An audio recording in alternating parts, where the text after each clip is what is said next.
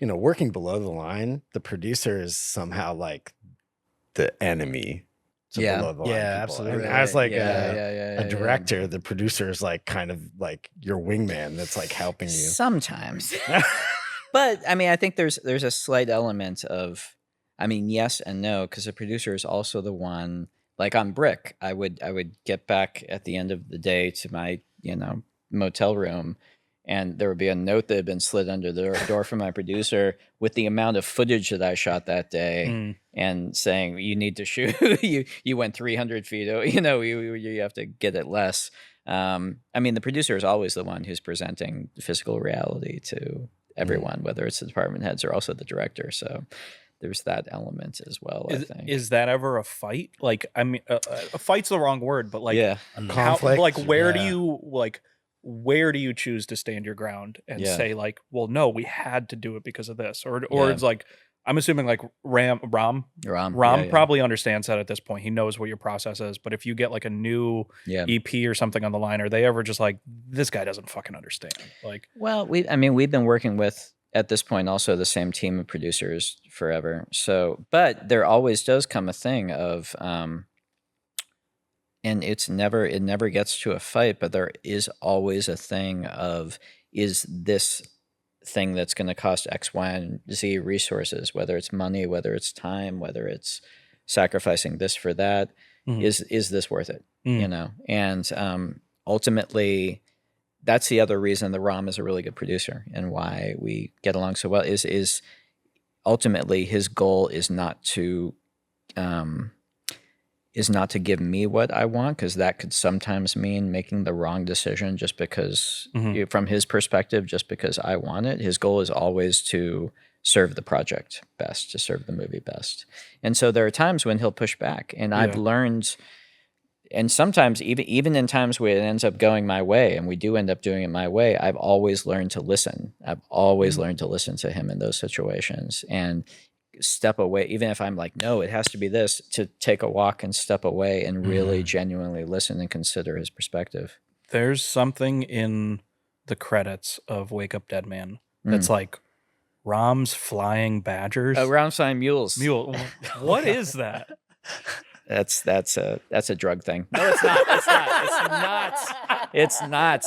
No, that's so our company T Street. It's the assistants who would, because we were shooting, in England.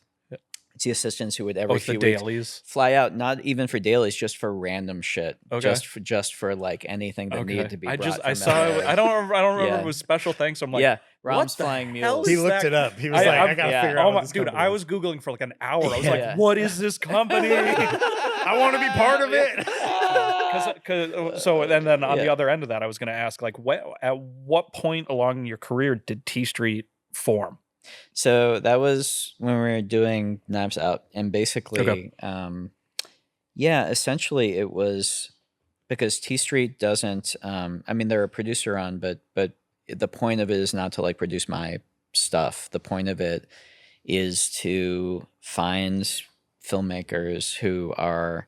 Generally, we worked with kind of filmmakers who are newer voices, whether it's their first or second movie, who have a really interesting point of view and have a strong voice, and also, though, who want to make, for lack of a better word, commercial movies. That's kind of what Ram and I's whole thing is like, we want to find filmmakers who we think are awesome and interesting and also want to play movies that are going to bring audiences in. As opposed to making, and I love art house movies, as opposed to making more kind of like obtuse film festival art house movies. That's just kind of where our passion lies, to find and support, young voices like that. So yeah, it started around Knives Out, and we started it up. And the other thing about T Street, part of it is the filmmaker voices that we pull in, like Cord Jefferson and Chloe Dumont, and but the bigger thing of T Street is we have, like, on the feature side, we have like 4 producers working at T Street. And a few of them are people who used to be like our assistants and are now producing for the company. Some are people that we brought in. But really what T Street is, and this is the special sauce, it's kind of a training ground for producers of the Rom Bergman style. Okay. So we don't have like an executive pyramid. We don't have like a VP of this and an executive of this and a VP of that. We just have producers.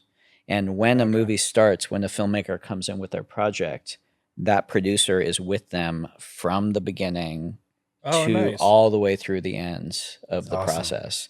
And it's two things. It's giving the filmmaker what Rom gave to me, which is someone who's genuinely shepherding the thing through.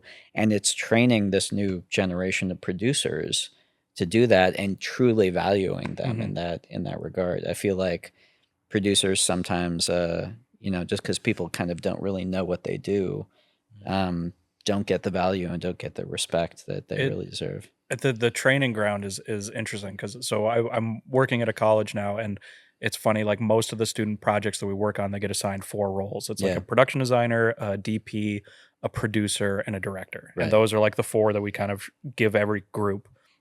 All the other roles get filled in, but I've heard some of the student producers say things like, we try to keep everything as like professional of a set as possible. And I've heard some of the student producers go, well, if we just wrap at like 5.5 hours, we don't have to feed anybody. and